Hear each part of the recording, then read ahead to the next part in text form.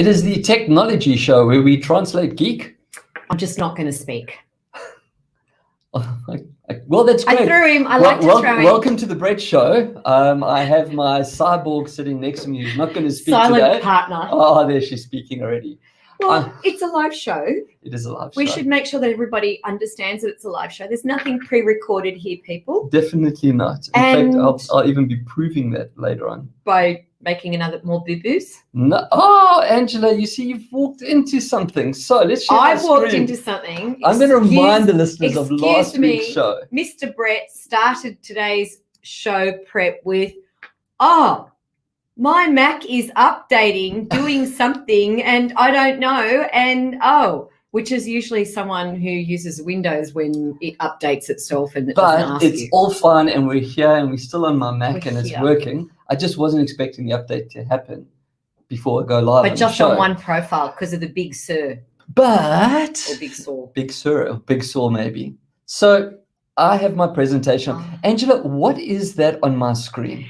That's my remarkable, and it's coming. Okay, now last week you said this week you were going to do the tech review. Yeah, because I do so much online. Ozpost? No, I do so much online shopping these days, and all of it is tech.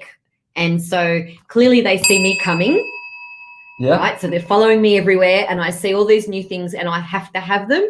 So I buy them. So every time a package turns up, I just automatically think it's the latest thing that I want to be there. And it wasn't. Okay. And I had the package sitting on my desk for 10 days. Yeah.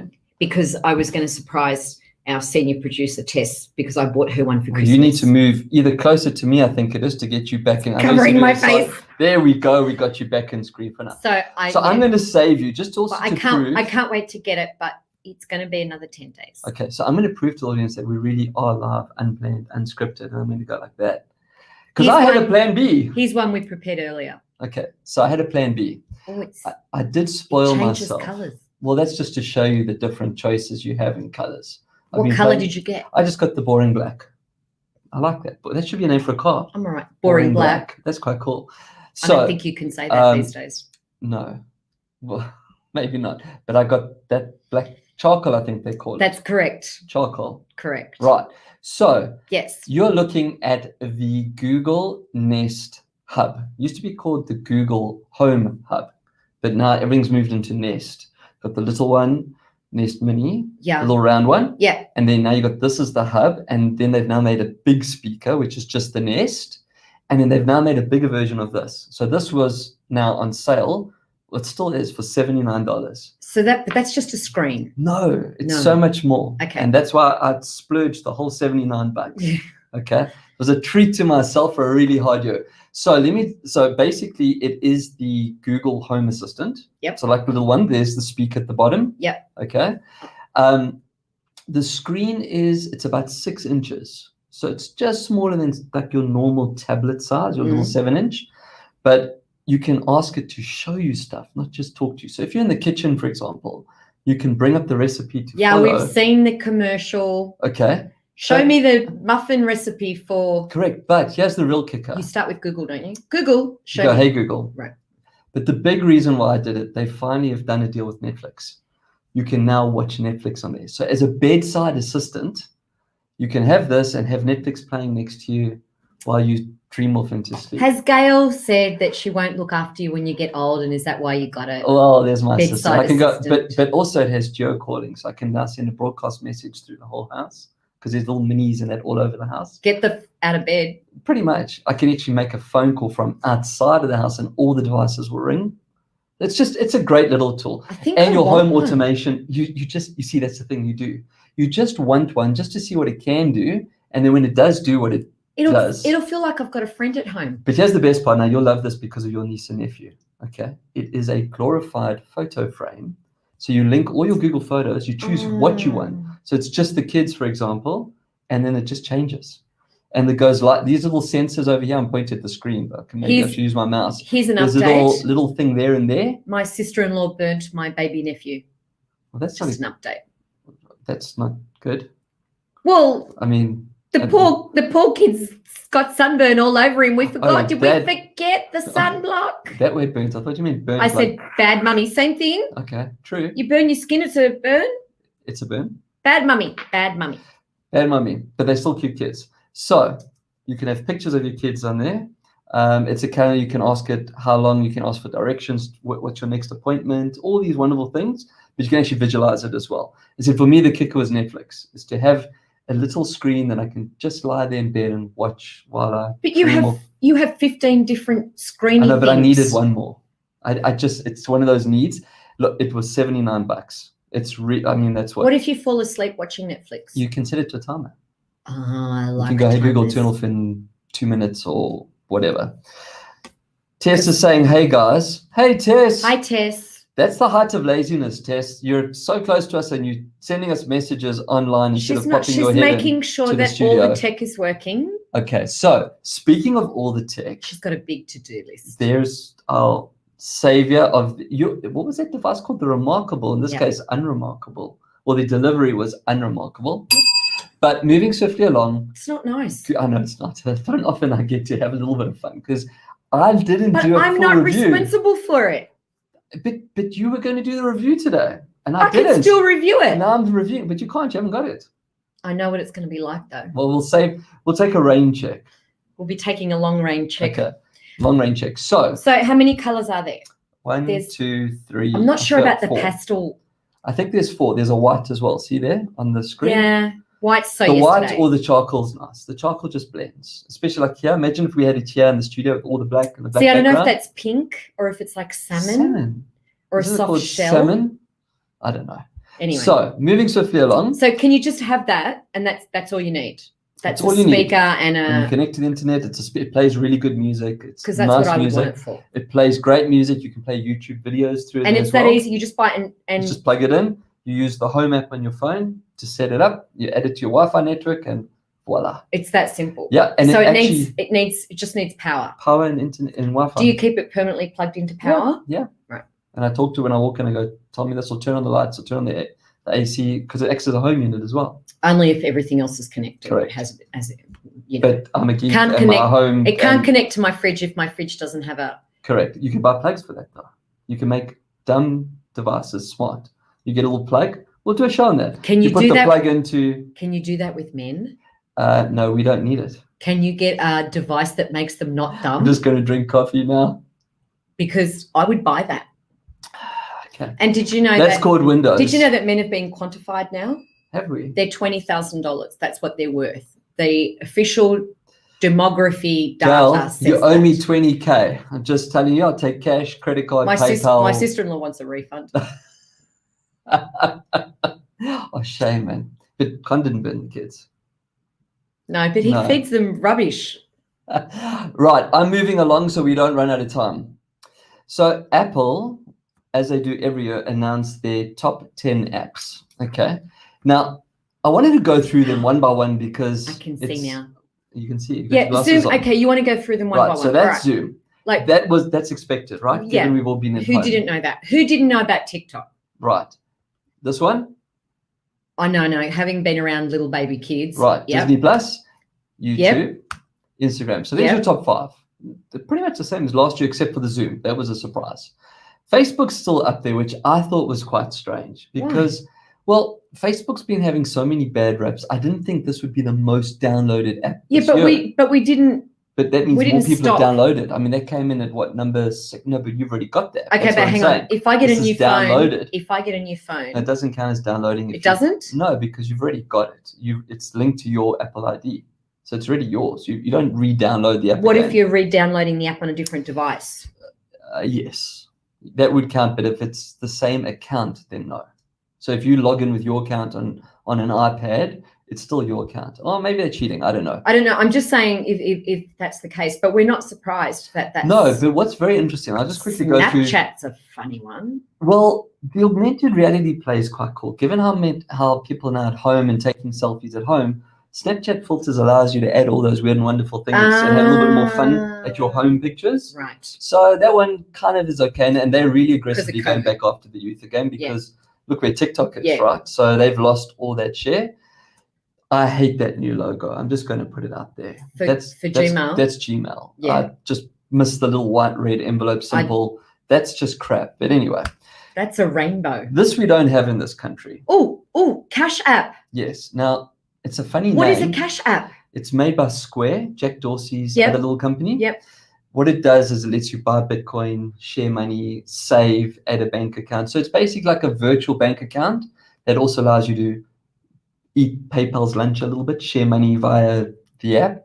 But the big thing is you can actually buy and trade in Bitcoin inside the app as well. And that's what's probably pushed into the top 10.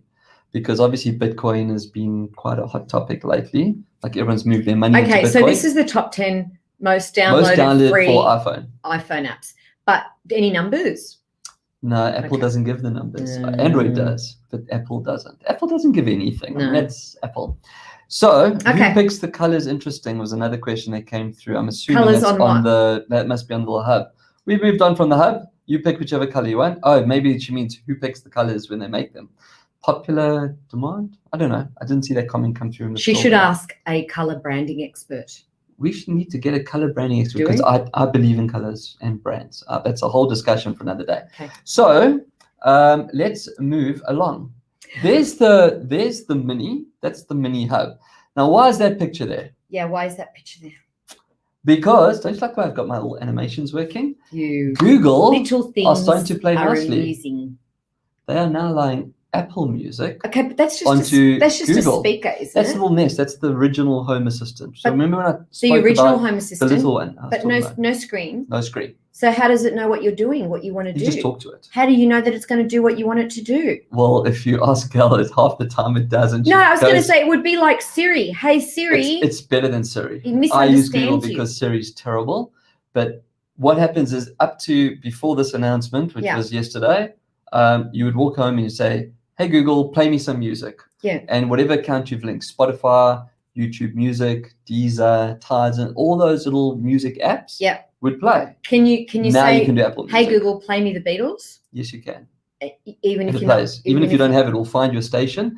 What it will actually say is as follows. It will go, the request to play the Beatles is only available on premium, but I have found a station for you. And it says playing, and it plays Beatles songs and other songs allied to Beatles.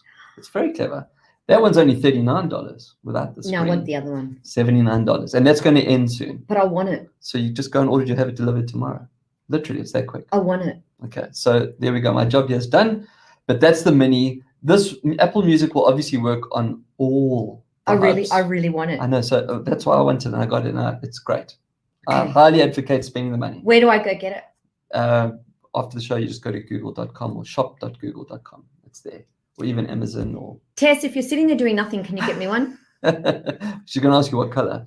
Right. So let's move along. So I thought that was you're really... very happy. I'm very happy with that because it just means that I can listen to my Apple Music. Is this your home studio? Yes. Have you not been over? No. Okay. So... You don't have cup holders though. No, that's what the floor is for. Look at that. That's what the floor is for. There we go. I made my big size popcorn. This is either genius or sheer stupidity. I'm not sure which one yet. So Hbo Max, which is a streaming service that we don't have in Australia. I was going to say not heard of you. Yeah, so we don't have it here.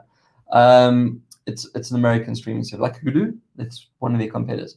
It's owned by Warner Brothers. Now, Warner Brothers is one of the biggest film production companies in the world.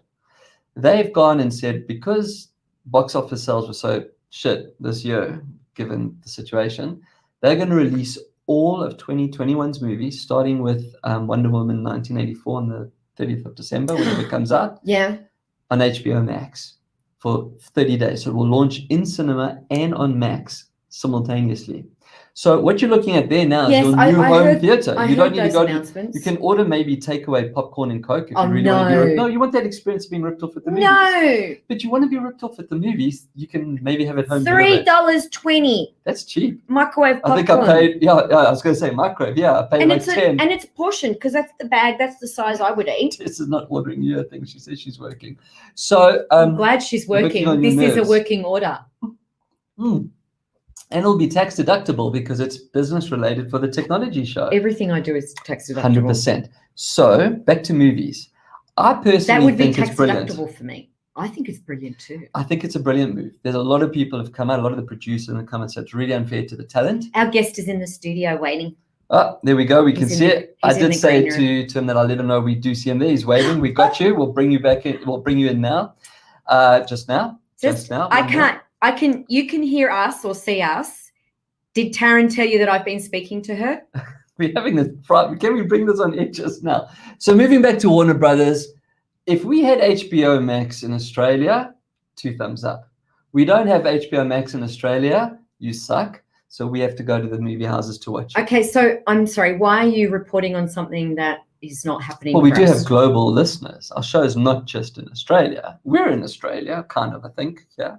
But we have people all over the world that this is important for. We have people all over the world. And if you're in Australia, you can't have this. So for the rest of you, whatever. And for those of us here. Well, we can still go to the movies and watch it. And I know. Pay for our overpriced popcorn. I went to the theatre last week and sat there for 2 hours with a mask on, and I did not enjoy the experience. Just saying. There we go. So HBO Max would be a good thing then if you did have it and you could still have the latest movie. But you need cup holders let's be honest, on your chairs. Well, you can get a portable one. Let's be honest, there's enough content to choose from. Yeah. Don't need the latest and greatest blockbuster hits. There is tons of stuff. And here's the best part. Yeah. Kudos to Netflix. I'll give them the bell. Because we've done so well with our COVID and that, they've invested a lot of money in filming here in Australia, which means our actors, our musicians. Because we're cheap. Well, not only that, we almost COVID free. I don't want to jinx anything. Because we're cheap. So my studio makeup and hair lady, Donna. Hello, Donna. Hi, Donna. Who does a fabulous job. I need a little bit of a touch up, Donna. On SME TV. She actually has been working on one of the latest big Marvel movies. Oh, there we go. And they were doing it here. Did they were shooting pay in her Sydney. The right amount of money? Yeah, and she got paid to go take the COVID test every 3rd day or something. Well, look, I'm impressed that they're doing that. Yeah. Not about the payment side, the fact that they structure require was it. amazing. And That's she great. really enjoyed working on the Marvel movie, and we got all the latest tips and gossips from that. Did you get to meet any of the stars? We didn't go there. She went there. Did she not hook up a friend? What kind of a friend's that? I said that. Yeah. I second that. Donna. But it is good news for our economy. It's incredibly good news for our economy. And obviously New Zealand will benefit as well. Well, who flew in the other day? Marky Mark. Who's Marky Mark? I don't know. Am I supposed to know? Is he a tech person? No, he's a Hollywood superstar on his jet. Okay. And went into quarantine for 2 weeks at some good on you, Marky Mark. mansion. He's probably one that made the person that they didn't stick him in the travel lodge for 10 days of quarantine, did they? Right. This is a very interesting picture. I know. I actually. But do you want to hear how weird this is for me? How personal this is for me? Peachtree Corner. Okay.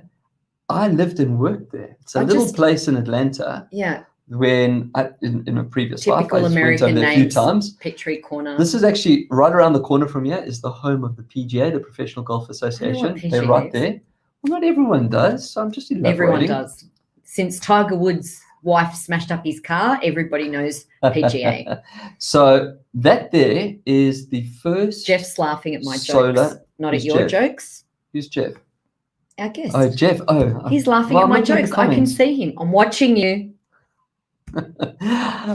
Solar in the road. Coming back to our people that are watching us now, they can't see them. So solar panels in the road. I can see. That will put power back into the grid. So okay, it will charge up the traffic lights. It will bring up the street lights. I get what solar is. I don't get how they're in the road. So and how they're not damaged. You need to. Well, this is what this technology was all about. I think it's a French company. Well, I don't think I know. It was a French company that developed it. It can take the weight of cars. But if you understand the solar, you'd go there and try and. I'd be like, and this is why we don't have it here, Angela. Only in a place like Peachtree Corners. So what's nice about that is that it's always facing the sun. Yeah. Oh. You see, with solar, it has to be facing the sun to work. Yeah. So first of all, the asphalt attracts sun. Yep. And heat. That's why they're making white asphalt now. What? To repel the to reflect. This is going to be dirty. And it's going to be black anyway. Because when the guys do burnouts, like all of our little hooligans that we have but here. It's to stop things overheating. In fact, where our guest is trialling that it side right of the here in world, Sydney. we've got all the guys that are always doing their burnouts and all those wonderful things up there. So I think it's fantastic. I think it's an obvious place to put solar panels. Sure. I think It doesn't make anything look ugly. That's because the roads are ugly already. Because there's issues around that all the time. I just don't understand how they can take the weight and still not cause other issues. But I'm happy. You know what's going to be interesting though is that when it gets to winter, so fortunately we never have winters that brutal. They have snow. They have snow. So does it become very slippery so that the car now doesn't grip? I would assume that they test that. I don't know. But to me, it should have been the pavements. It should have been in the pavements that people would just slip on, but they can slip on them anyway, so it's fine. And we don't care. We're driving, not walking, so it's fine. Anyway, we don't care. So but great idea. It is a great idea. Great idea. It definitely was worth a mention. That brings me to the end of business tech news. Ding ding. And that means it is time for me to go back to the screen and bring our guest into the studio. He's limited with his maneuverability. Not at all. Yeah. Sometimes I think we should have like music playing like in the waiting room. Ding, ding. There might be. Well, let's ask him. Hey, mate, how's it going? Pretty good. Yourself? Hello? Yeah, good, thanks. Jeff, we have you here today. Your partner in crime, I believe, couldn't make it. Someone has to work. Shout out to Taryn. Someone has to work. Yeah, Taryn and Tess. See, it's the jobs of teas. Well, it didn't work. It's good to know that Taryn is actually on duty, on call, on the site, on the app to answer any questions, because I can verify that. So, Jeff, we had a chat before, mate, and I think the question I asked you is exactly what Angela asked me when I walked into studio today. How do we pronounce it? Is it Cassie or Cassie or Casey? Well, we pronounce it Cassie, but I mean, that has its own set of problems because people will go ahead and spell it with a double S instead of a double A. Right. But yeah, I mean, it is supposed to be Cassie. Okay. Now, I was trying to work it out. Is the CAAS a play on the as service, and the C stands for something, or am I totally off there as well? Well, you're close. I mean, so he's totally off. No, not entirely. Yes. Yeah, no, I'm totally being polite. You're completely off base. Jeff, is Taryn as hard on you as Angela is on me, mate? I just got to ask. I mean, she used to work for the Secret Service government. She's probably put a hit out on people. Yeah, look, he's just keeping quiet. So, okay, let's move on to Cassie. Well, she's pretty hard on me. I mean, I'm just really comfortable right now because she's not in the room for me to get in trouble. But she's listening in because I've got her on the other line. Oh, yeah. Coming through. No. Yeah. So let's get back to the show, mate. Tell us about Cassie and what it is that you do and why you do what you do.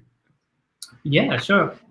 So to actually answer your first question, it stands for Contextually Aware Advertising System. So it just so happens to be similar to software as a service. Say that when you're drunk. Yeah, say that when you're drunk.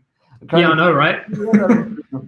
Okay. Well, because Cassie originally started out as a way for people to say if they had a camera on billboards, for example, and they knew who was in front of it, say at a bus shelter. That's probably the biggest application. You would be able to work out who the audience is in there and deliver the right ad to the right person based on their demographics, so their age, gender, what kind of mood they're in, all that sort of stuff. But we didn't really sort of proceed with that. The name stuck, but we didn't really go down that alley because it was too damn creepy. So, yeah. We were talking, so I did a fast forward of about 3 years when I was chatting to Angela and Tess just before the show about how brilliant this is. So I think, first of all, we like to dumb down geeks. So I'm going to just quickly jump in there, and someone that comes from the media world. In a nutshell, basically, you're making billboards cool because you can choose as a brand where your ad appears when you want it to appear, as opposed to it just being a billboard that stays stuck somewhere because someone told you that was a good place to be. You actually mentioned a bus shelter. That's a great example. So Bondi Junction would be a fantastic place to put an advert for a bus shelter on the bus shelter if people are catching the bus. It's a major bus terminal. Correct. So basically, you've done a deal with all digital screen networks around the country, and as a brand, I can choose how much I want to spend and when I want my adverts to appear and where I want my adverts to appear. Did I summarize it accurately there? Yeah, better than I could have, to be honest. Do you play guitar? No, they're just there for show. So what I love is so from a business perspective and a customer experience perspective, I spent probably about 30 or 40 minutes having a look at the site. Mm-hmm. Love the tone of it, the way that you just talk about things, the presentation of it, the interaction of the site. It was just fabulous. Thank you. Hover over on the entirely Taryn. It was fantastic. But what impressed me the most is it seemed to know what question I had in my mind before I scrolled there. Oh, okay, yeah. I'm starting to go through it. Oh, yeah, but what about? Ooh. Oh. And then I'm like, but what about? And then, then I saw Taryn, the chat bot pop up. I asked Taryn if Taryn was real. I said, are you really Taryn? Does. Are you human? Oh, would you like me to connect you to a human? Well, no, it's a good question. I ask all the time. Yeah, incidentally, it actually was Taryn. And it was.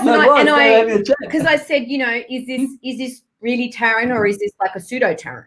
So for the viewers that haven't seen the chat, when you go on the site, it says chat to Taryn or Taryn, ask Taryn a question. So, and she's like, is this really Taryn? What you need to do is, can I have fries with that? That's what I always type into chat.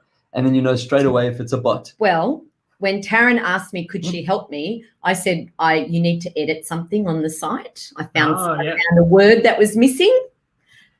That was how we started our chat. Careful, Taryn, she's going to bill you for that. That's what. Yeah, I know, right? Taryn's asked me to proofread their next version of the site, and I said, go.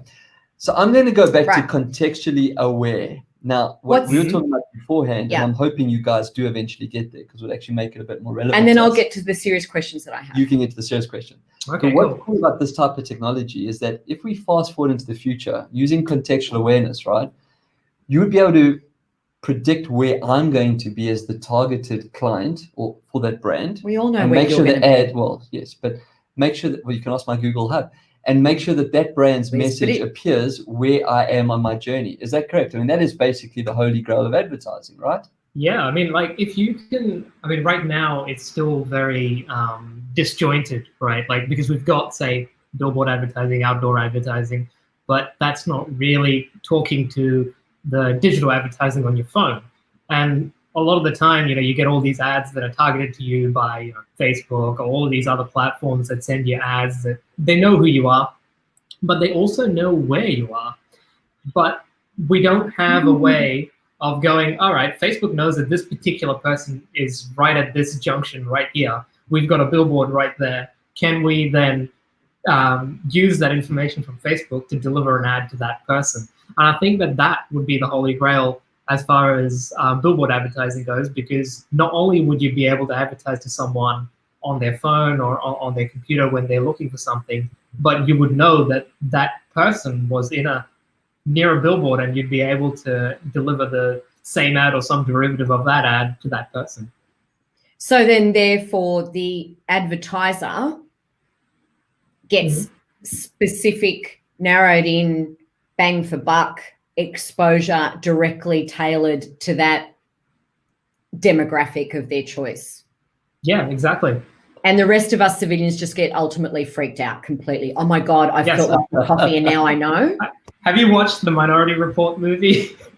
Yeah. That's exactly news when we chatted. And I said to Angela, I reckon you're probably only 2 to 3 years away from being at that point when you could do it. We were joking about it when they put the COVID vaccine in us with nanobots. We could probably get the nanobots to link to your phone to tell Cassie that I need an advert to go for a test on something. Well, it'll be hilarious because it'll pop up, a reminder will pop up on the phone or Google will say, made the doctor's appointment for you because you're positive for COVID. No, the best is an advert's going to pop up saying, bless you, and then you sneeze. Because yes, I know, right? Like your body know that. So I've just had something completely inappropriate. Imagine that you've had a big night out and suddenly it comes up on the phone. You need to go and get a test. Yeah, could happen. Yep. And those tests would be all over, and you'll see all. And then that would be because you sit there and watch who's actually reading the screen around. And what if you can send those messages as a stalker to someone? So we're going down the Twilight Zone track here. Right. So I was actually thinking about that too. Like, could you imagine, right? If you lost your identity in that kind of world, you'd need a whole new set of DNA. And I don't know how that's going to happen. Well, stay tuned. Fauci's got a plan with Bill Gates. So Jeff, while I was looking on the site and then choosing your own billboard, right, and seeing the map, and then narrowing in. So at first it was like there was 16,000, and then there was like I'd get closer to where I wanted to be, and there was 800, 400, 5, 3 on that street that I could choose where to put my ad on exactly which billboard. Which, can I say that is such a different view for a small business owner, because if you are geographically placed as a small business, and there are many that are bricks and mortar and they are geographically narrowed in their field of advertising, they can suddenly advertise exactly where it's only relevant to them. Right. And that might only be one billboard, but that's okay. So apart from being affordable, you're also crossing over from products that might be Australia-wide or global to something that's actually specifically only in the geography of the billboard. Yeah, I think exactly. One other thing that's also important is really cool. It's actually green as well, because you're not actually wasting content. You're not putting content out there that's just sitting. So you're saying it's sustainable. It is sustainable, as opposed to necessarily green. Well, not green as in the color. I don't want to figure out whether it's being fueled by a dirty grid. Well, it is also green, as in like the color green. It also might have solar panels running from the roads and Peachtree corners. Is this attitude, corners. Jeff? I feel like I'm getting attitude. Well, it's okay. We've got two guys against the door at the moment, so just a little bit of Terrence's attitude spills over here. Okay, Terrence going to come sort them out later. Yeah. So, Jeff, take us through what an ideal client or brand one looks with like money. For you. Well, that's for everyone. But I mean, you've worked with some brands and some clients. What have you done for them, and how would that work for other brands then, so they can listen to the successes? It's actually a really good question. I mean, we've been around for a year now. We actually just celebrated our Cassie's birthday in November, and it's been. Oh, thank you. Is Cassie a she? How do you refer? Cassie's a she. Right, good. That was right. You're about to be killed otherwise. Yeah, pretty much, right?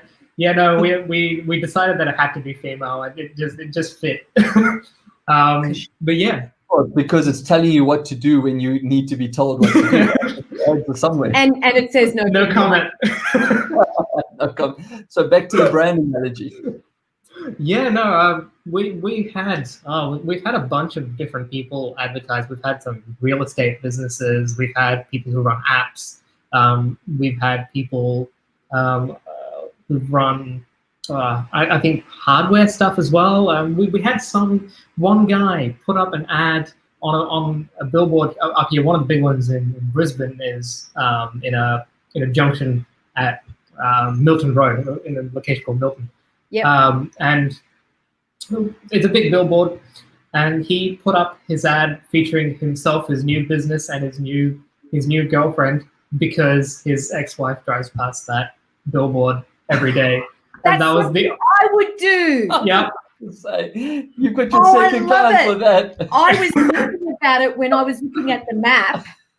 I was thinking about it because I thought, who'll see that? Right outside his work, right outside his home, outside his golf club. And a little advert like this. That's phenomenal. It was always. So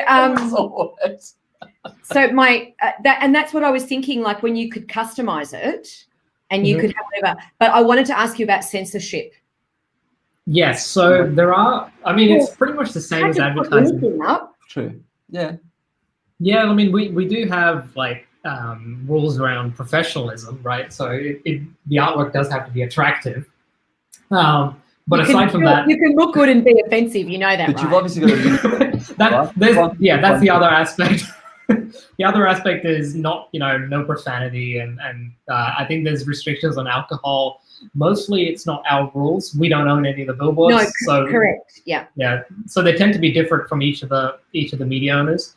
The biggest one that we tend to enforce is I I guess the big issue that we have is either political adverts that come through that are just straight up illegal, or we have artworks that don't fit the screen that they're targeting. You've got to show us some of these artworks. When you say don't fit the screen, they're too big. they get the dimensions wrong? No, well, Cassie would automatically correct the dimensions for you. But for example, someone who is it like basically naughty took them. Sorry? Is it naughty things?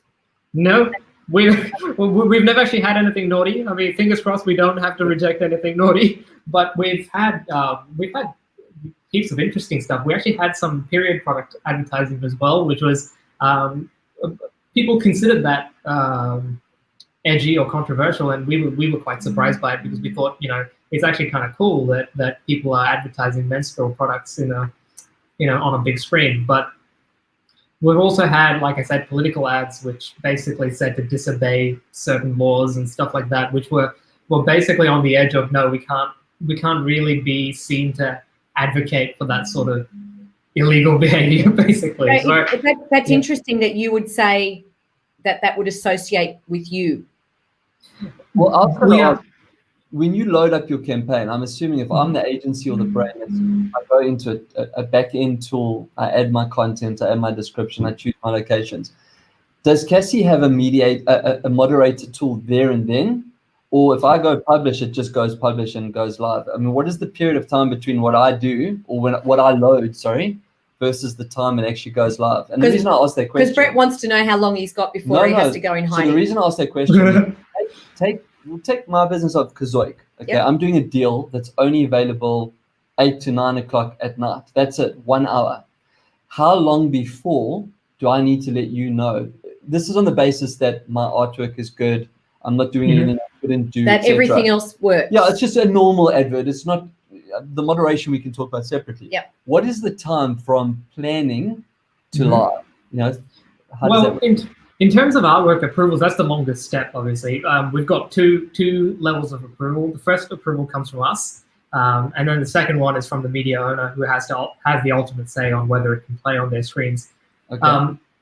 From us, as soon as you upload it, we get notified. So we'll approve it within the hour, provided someone is in the office or has their phone around with them. In terms of the media owners, it really depends on which media owner. Some of them approve it within a couple of minutes. So depending on the screens that you pick, you can be live within 5-10 minutes. But so in some cases, it goes up to 24 hours because they don't have anyone there. So when does the person who's putting up the ad know? You'll get an email basically saying that your artwork's been approved. Right, and it'll be in 24 hours, or you? As soon as the media, or as soon as we click approve, you'll get an email saying that we've pre-approved it, and then it's just, you can see it on your dashboard whether that artwork has finally been approved by the media owner, and that's the bit that usually takes the longest time because it depends on the media owner. But in terms of if you've already got an artwork approved, so for example, we've got a gallery where you can just upload your artworks and request approval for them. We can basically line up all the approvals before your campaign goes live, so that as soon as you click play, it's pretty much instantaneous. It takes a few seconds. Yeah, it takes a few seconds to go to the screen. The message then for your potential customers is that even if you're doing things like I do, that I know it's 8 o'clock at night, I need to make sure that the images are up 2 days before, so they've gone through the approval and they're sitting waiting. And then what you're saying is I can actually turn it on at 7:59 if I wanted to, and it'll be pretty much done because everything's clicked. So that's you can effectively schedule it, right? So you can one of the things that we've got is you can specify when your campaigns are going to run. So you can say I wanted to only run so between these 2 dates and also at 8 o'clock on Tuesdays. And basically say that, I only want a campaign for this week and I only want it to run at 8 o'clock on Tuesday between 8 and 9, and that's it. And you can basically refine that down to however many plays you kind of want during that time. We're getting towards the end of the segment, but there's a question I have to ask you, and this is me being my digital person. How do we track? As a brand, how do I track the efficacy of it? So and before you answer that question, if I drive past a billboard, the metrics that they give me are 20,000 cars drive past here. Okay, Yeah. but most people are actually not looking at it. They're looking at their phone or the road. Hopefully the road, not their phone. So do you have a tracking ability, or am I now moving back into that dystopic future where the billboard is watching us? Well, I mean, it's less than ideal at this stage. I mean, I'm not going to lie. It's not where we would like it to be, where we can say, hey, look, this person saw your billboard and they made it to your website and they bought a thing. But what we can do, and what we're trying to work on over the next few months, is look at when you've got a billboard ad, you know what location that's in, and you know what content you've put on there. If, for example, that content was unique to those billboards, you can track to see whether you had an uptick in organic searches for those keywords, traffic to your AdWords campaigns and stuff like that. So if you've got an uptick in your Facebook ads, or the click-throughs and the number of people coming through to your website after because you know exactly when those ads ran, you know when it showed on the billboard, you know which billboards it showed on, you know where it was. You can also gauge, did between then and a couple of hours later, did it result in any more clicks onto my ads? That's the area that we reckon is going to be the closest to attribution that we've currently got. And it'll be interesting for people to do A/B testing. Yes, exactly. Yeah. So we had a couple of people who basically. I'm impressed. And I'm mindful of time. So the one other question that I have, and I don't mean to cut you off, but from a business perspective, how are you reaching out to your market and finding your market? On digital billboards. Well, we do use our billboards as well, but for the most part, we've got our own advertising campaigns that we run. But our biggest market is digital marketers, like people who actually run agencies. Because agencies they essentially want to be able to offer their clients more services. Yeah. And if they can offer, you've got a small niche market that you're appealing to for who might be the third party in between, but also you need to reach business owners like me and Brett, who would say to a third party, I want to advertise on that. Yeah. Yeah, that's that flip side of that. So we advertise to both. I mean, our direct outreach typically is with agencies more so than business owners. But next year, what we're looking at doing is launching packages, so that people don't have to worry about thinking about budgeting and stuff like that. Where you can say, look, I want to buy $1,000 package or $1,000 worth of billboard ads, and it all gets handled by either us or our agency partners. So that's kind of the approach that we're taking right now. There's a lot more direct outreach that we're sort of planning for next year. This year has been spent mostly building out the platform. But yeah, look, I mean, the sales aspect is always a tricky one, because we've got effectively three markets or three sides of that market to look at. We've got the media owners on one side, we've got agencies, and we've got business owners, and all three need to click for there to be an actual transaction. Well, a bit innovative, right? There we go. We got the thumbs up. Super innovative. Mate, got to cut you off there. Thank you. Casey, CAASIE.co is the website. Cassie like sassy. Sassy like Cassie. Sassy Cassie. Sassy Cassie. Thank you. Say hi to Taryn. And we will follow you. Thank you very much. Thanks for having me. Our pleasure. Been absolutely great. Cheers, mate. Cheers. Right, well, bye. There we go. So we now have... He was in the green room. He was in the green room? Literally. Well, I'm going to be sending him back to the green room. Cheers, mate. He can indulge in the beverages that we have in our green room, available for all our super duper guests. Definitely. So I think that leaves us with just one last segment, Angela. Q&A. Q&A. What questions have I been sent through this week to challenge my somewhat hurt little mind? Did you get Gail to send in this question? What's the question? Is the new PlayStation or Xbox Which is better? No, so that's not Gail. Gail wouldn't even care. First of all, my house is a PC gaming house. PC. Because that's Kate will tell you. It's funny how you go to PC. That is a fantastic question. So the question is, which is better, the new PlayStation or the Xbox? The PlayStation. simple on it, no, neither. They're both incredible machines. There is always been a reason why you go one or the other. And the simple answer to that is, which genre games do you play? So if you play sports games, so any of the sports games, basketball, soccer, PGA, any of those, NBA, all of those games, PlayStation every time. right?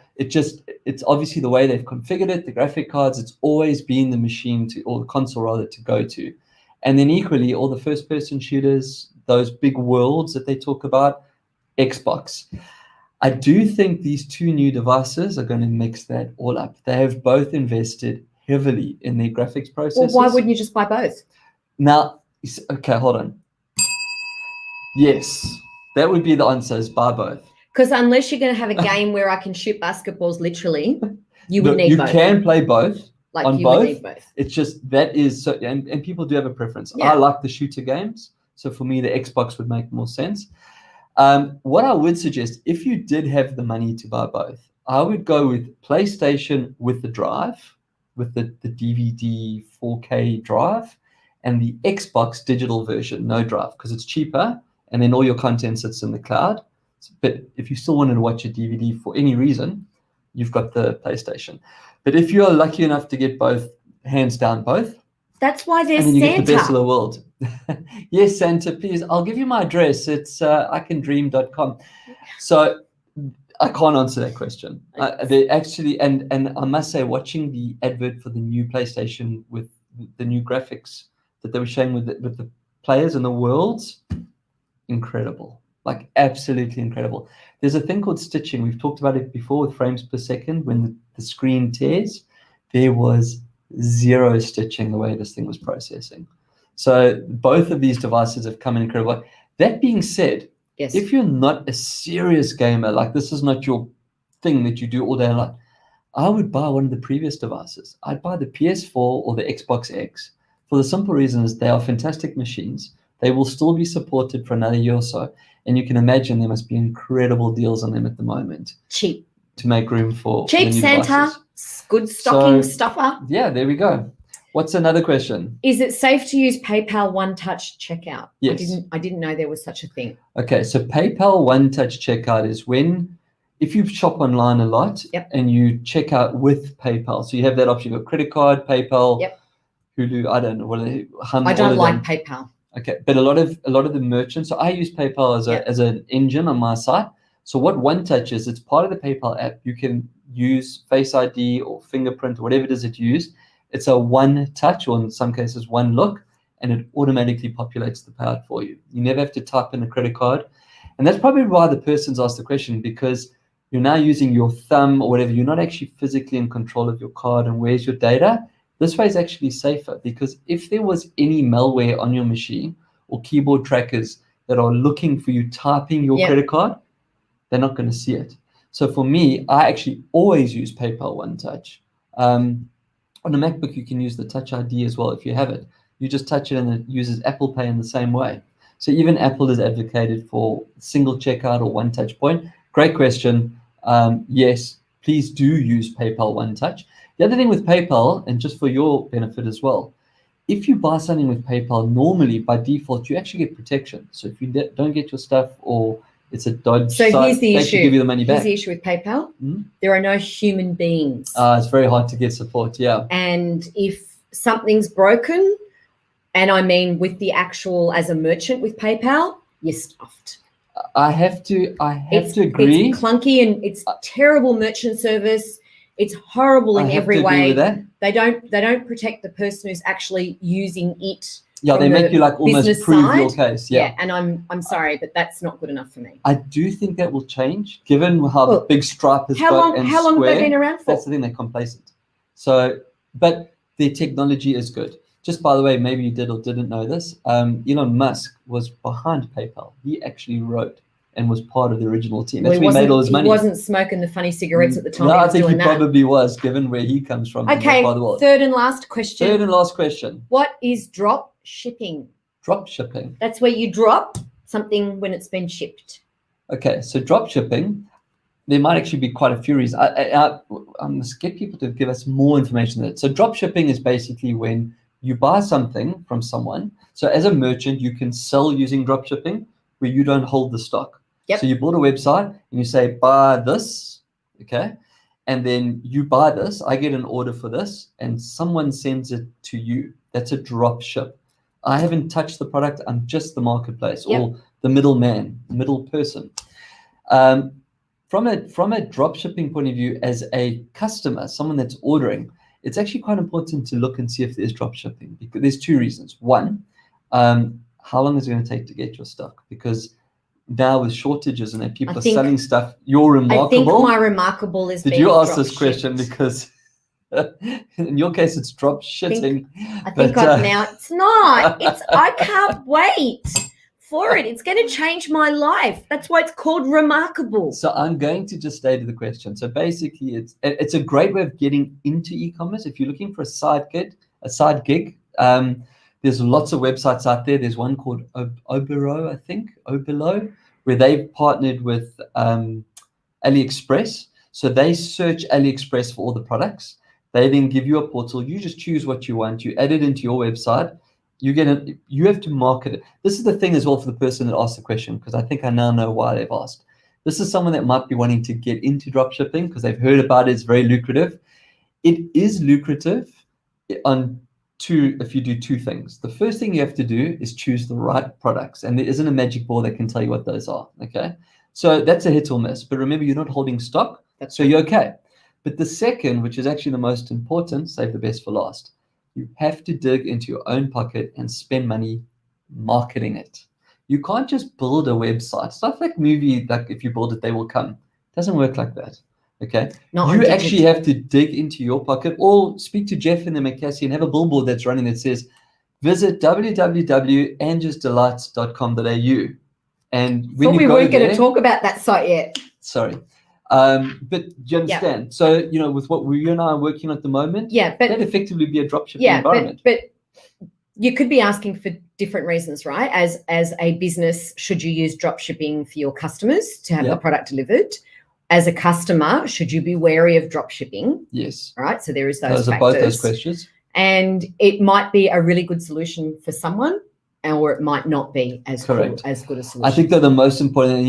People you've really sat on the fence today. No, but you know what? No, you've sat on the fence today on every single one of those questions. So I'll give you. Is PlayStation or Xbox? Oh, they're both good. Okay. Is it safe to use PayPal One Touch? Oh, yes. Yeah, but No, I said yes. But yeah, Okay, I'll go through it quickly. Xbox for me, PayPal One Touch, yes. What is dropshipping? Wasn't on the fence.